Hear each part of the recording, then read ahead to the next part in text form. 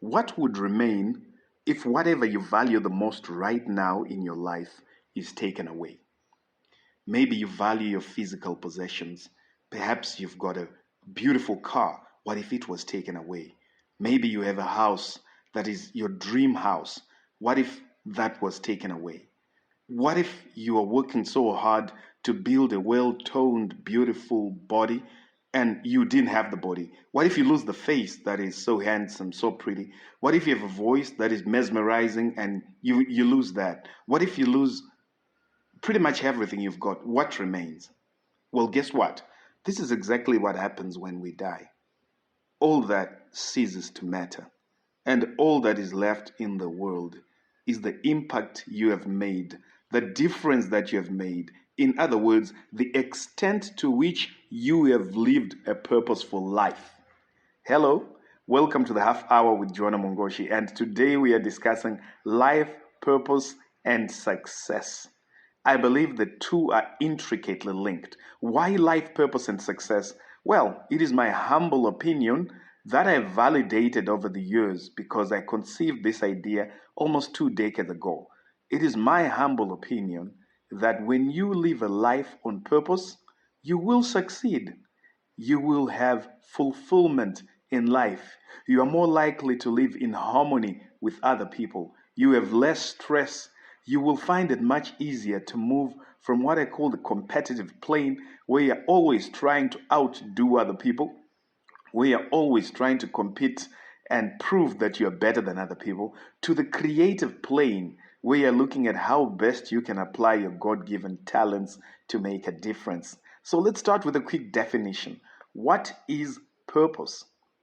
Purpose is your reason for existence. If we look at you, where you were born, the year in which you were born, the family you came from, the habitat that you grew up in, the environment, the village, the town, the place, when we look at all the experiences you had from preschool to primary school to secondary school, when we look at all the relationships you have built, the challenges you have faced, the successes you have achieved, putting all that together, what we get is pretty amazing. What we get is a unique person. In a world of 7 billion people, there's just one you.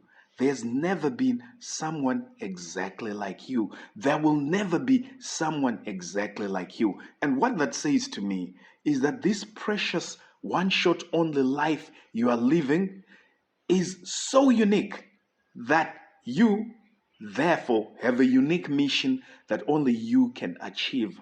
You have a unique responsibility that only you can carry out. So purpose is the unique reason for existence of an individual. Your purpose is your unique reason for living. Purpose is why you exist, why you came into this world. Out of billions of people living, and maybe over a period of time, there'll have been trillions of people who will have passed through this world. You are unique. So that uniqueness means to me you have a non-transferable responsibility, an inescapable duty to contribute to this life. You need to make a positive difference. The positive difference that only you can make in the world is your purpose. And that purpose is achieved by applying your God-given talents and the strengths you have developed through education and experience into making life better for other human beings. Applying your strengths to meet a human need, to address a human problem, defines purpose. So I believe it is impossible for you to fail when you're doing what you were created to do. The extent to which you do it is another story. But as long as your life is aligned to what you were created to do, how could you possibly fail? It's impossible. So think about this for a moment. It might sound deceptively simple, but it is not an easy thing to do. Simple, but not easy. Simple to understand that I, as a human being, am unique. There's no one exactly like me. There's never been anyone like me. There will never be anyone like me. And therefore, I have a duty to carry out in order to fulfill my reason for being in this world. It's a totally different story to align your life so that you are living according to that purpose. So this is what we will be unpacking on the other side. If you are interested in making sure that you achieve harmonious relationships around you, you feel fulfilled almost all the time, and you get the energy and derive that zeal for life from doing what you were created to do, then stick around and I'll be unpacking life purpose and success with you. See you on the other side.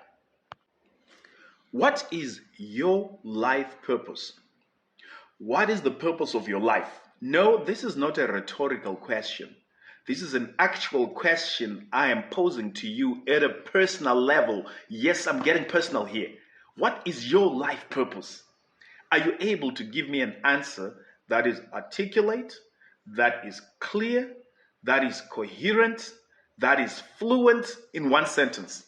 Well, if you're not able to, you join roughly 90% of the people I've asked this question who are not able to answer the question clearly. And I suspect most of them have not given this any thought, have never sat down to think about what their life purpose is. And perhaps the vast majority of them will be engaging with this question for the first time in their lives. So we know how praiseworthy purpose is. In the Shona culture, we say, munasinachi nangwa, ahana kwari kuenda. A person who doesn't have a purpose doesn't have a direction. And yet most of us have not given sufficient thought to what our purpose in life is.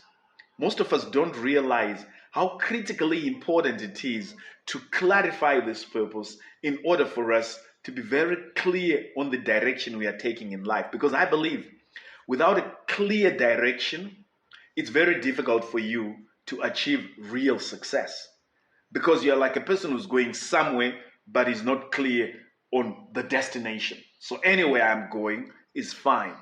So I'm challenging you to start the process of thinking seriously about your purpose. If you don't know your purpose in life, then make it your purpose to discover your purpose. That's my challenge to you today. So are you ready to go through the steps of discovering your purpose? That's what I'll be taking you through. But before I do that, a very important precondition. Now, this condition is of such critical importance that I tend to repeat it a lot.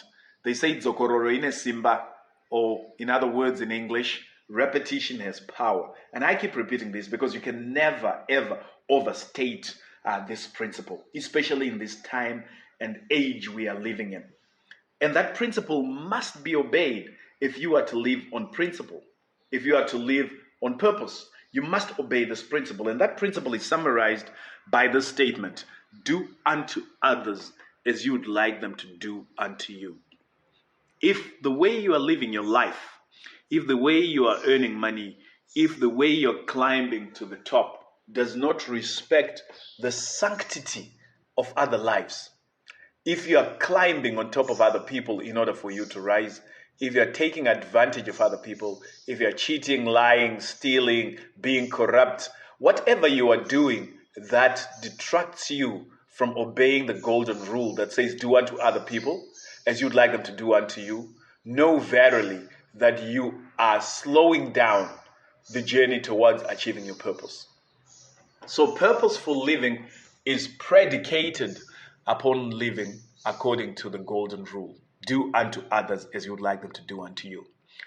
It might not be a destination, it might not be an event, it might be a process of realigning your life to that golden rule, but it's of utmost importance. Listen, this is the foundation of Ubuntu, Wunu, as we talk about it. It's about respecting the sanctity of other people's lives. This is the foundation of all spirituality. I don't care what your religion is, but if you go down to the essence, the most important part of religion, you find that we will boil it down to this one simple rule: do unto others as you'd like them to do unto you. Right, having gotten that out of the way, let's move on to finding out your purpose. Just to recap, purpose is the reason why you were created. Purpose is your unique, positive contribution to the world.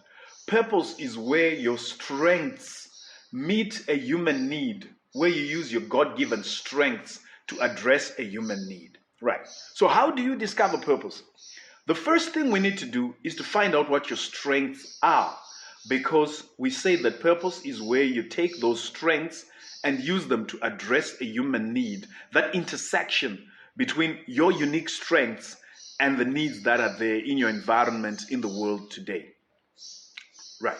So we say strengths, or your strength is derived from the talents that you have that have been enhanced or reinforced by knowledge that you have gained, and that have further been sharpened by the skills that you have. So let me go over that again. Talents plus knowledge plus skill over time will define your strengths. So when you're clear on your strengths, all you need to do now is to find the right environment, the right area, the right arena, the right sphere where you can apply those strengths, where you can use those strengths to add value to other people's lives. And by the way, there's absolutely nothing wrong with using your strengths in a way that is profitable. Are we together? What do I call that? I call that sustainability. You cannot live on purpose in a sustainable way for the long term unless that purposeful living is profitable to you. So it is permissible. In fact, it's advisable that when you're applying your purpose, you're doing it in a way that is profitable. You're giving value to other people, and in return, those people that you're giving value to are willingly, freely rewarding you for the value that you're giving in their lives. Okay, so going back to the process. Number one, I would like you to think about what is it that makes you feel happy.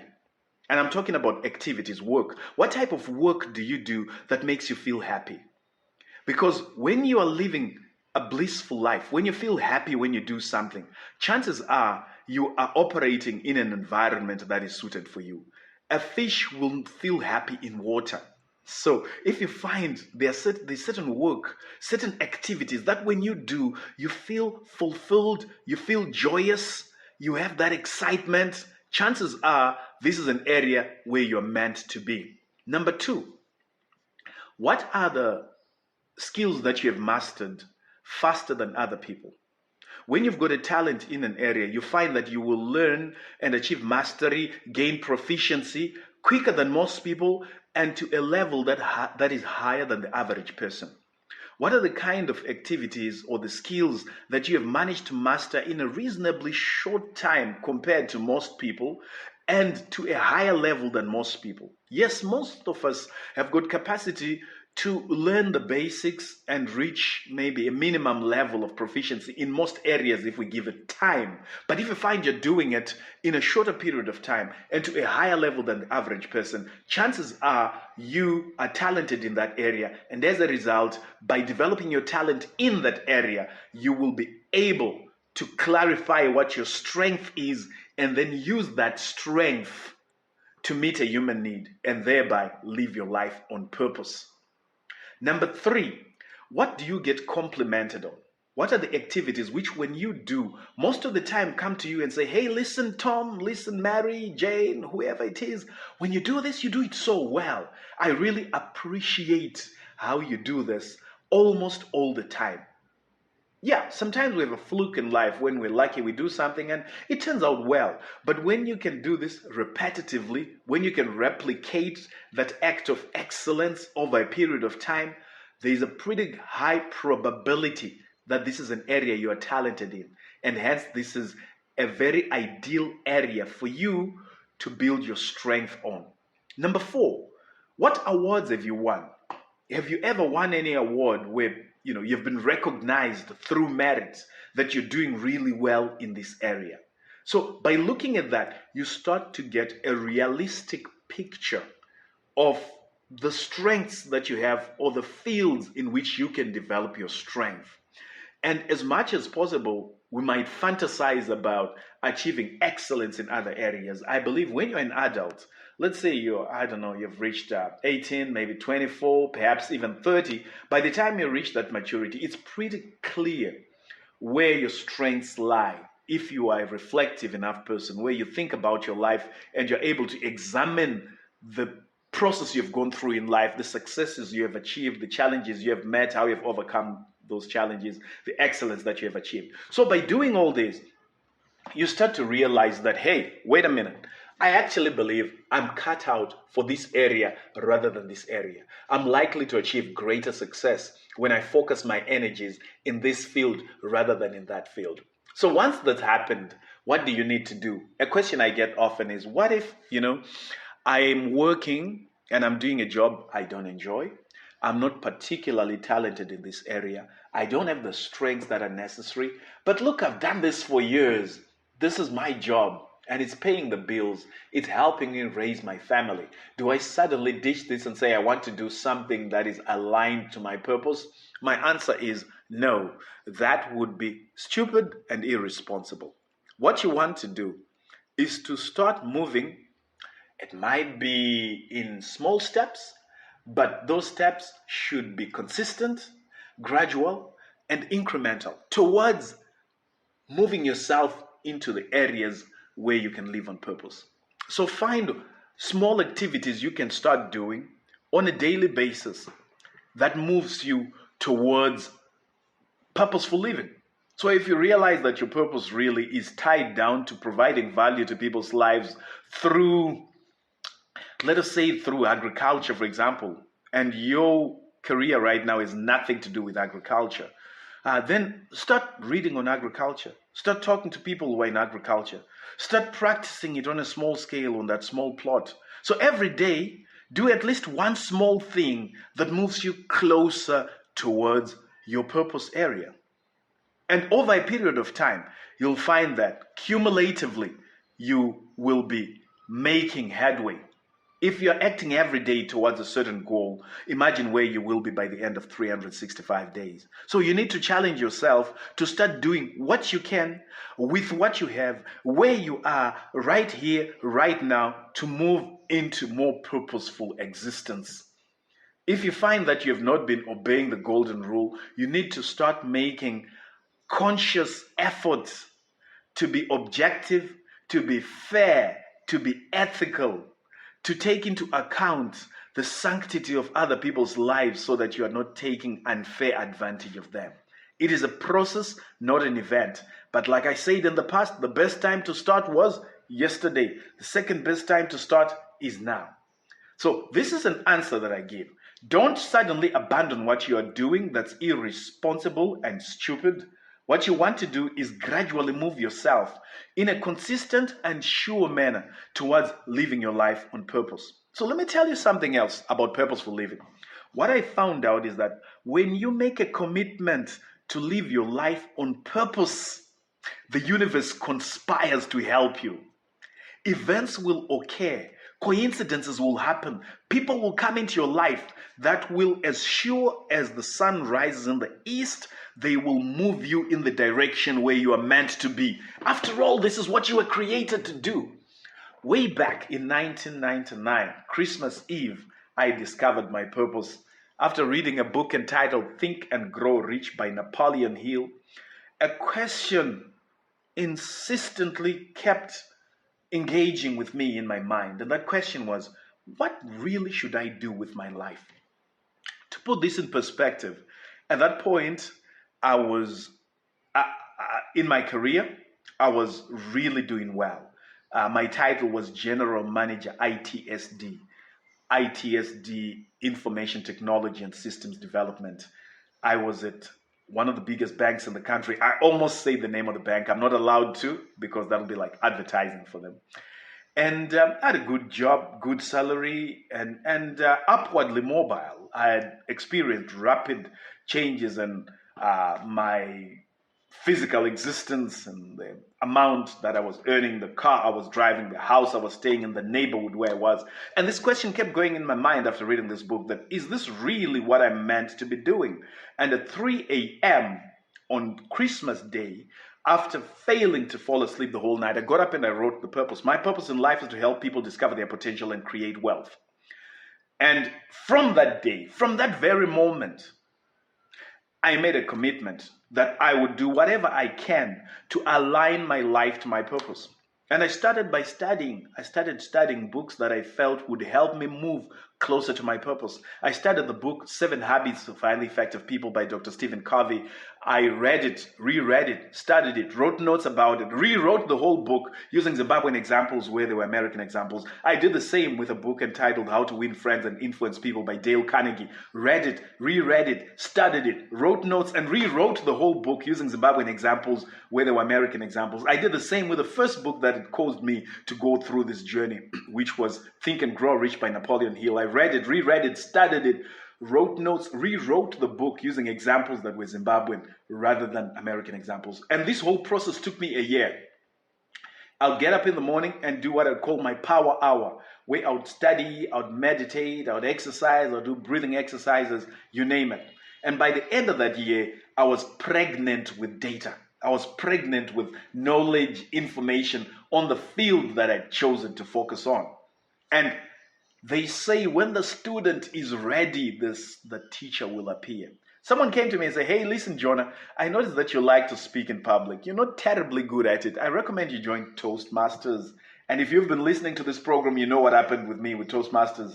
I entered speech competitions, and for the first time in my life, I won a national award. I was the national champion for impromptu speaking. And the next year, I entered the prepared speech, won the national contest, won the division contest for clubs in sub-Saharan Africa, won the regional contest for clubs outside US and Canada, and went to the World Championship and came third in the World Championship. And that took me on a completely different journey in my life that led me to visiting more countries than I have fingers on my hands, and led me to where I am today. So basically what I'm saying is that I believe fate, life, God, you name it, will come to your assistance when you have proven, when you have been tried and tested, and you have shown evidence that you are totally, absolutely, and completely committed to living on purpose.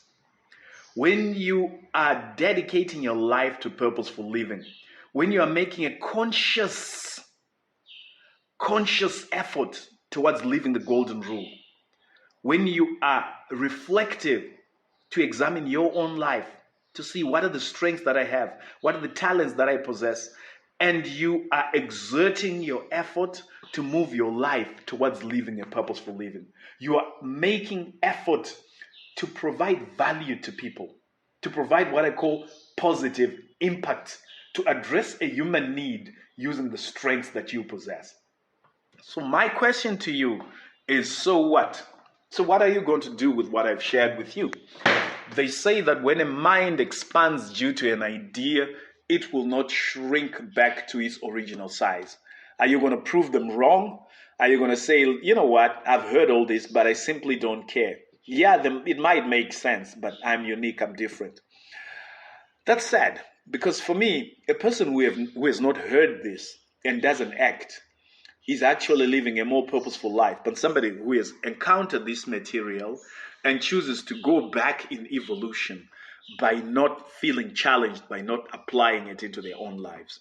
At the end of the day, if we are looking at what I call enlightened self-interest, you're actually looking at how you can achieve the best for you and others by maximizing on the knowledge that you get, on the learning that you attain. Now, let me address one last challenge, a negative thought that sometimes gets into people's minds.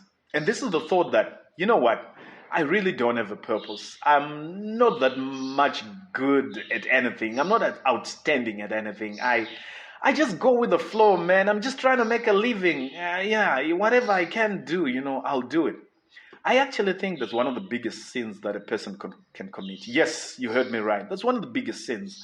When we have said your life is unique because you've had unique experiences that define you throughout eternity, right? From the time of creation today, it's unique. And you choose to say, I'm not that important, I'm a non-entity. I think that is really an insult to your creator to say God made junk, right? So I want you to disabuse yourself of that notion.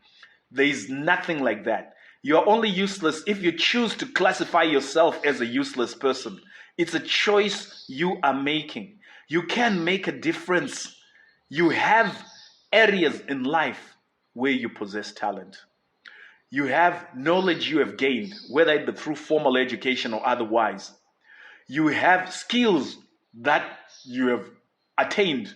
You might need to refine them further, to sharpen them, but you have that. You have potential to do much more than you have done. In fact, I believe your potential is inexhaustible. So please, abandon that. Tell yourself, repeat it. I am important because I was made by God. I'm uniquely and fearfully made, and I have a unique purpose that only I can achieve. If you have to repeat that 1,000 times, 1,000,000 times, so be it, until you believe it. You are not useless. You have a purpose, just as the most highly respected people in the world, the exemplary people that everybody uses as role models, have good purposes. You have a purpose. Everything that they have, you also have. And you came from the same material, the same source where those people came from. So in summary, let me just recap and then close. Number one, if you are going to live a fulfilled life, a life where you have minimum stress, where you are feeling like there's meaning in your life, you need to discover your purpose and live according to that purpose. Purpose is how you use your strengths to address human needs.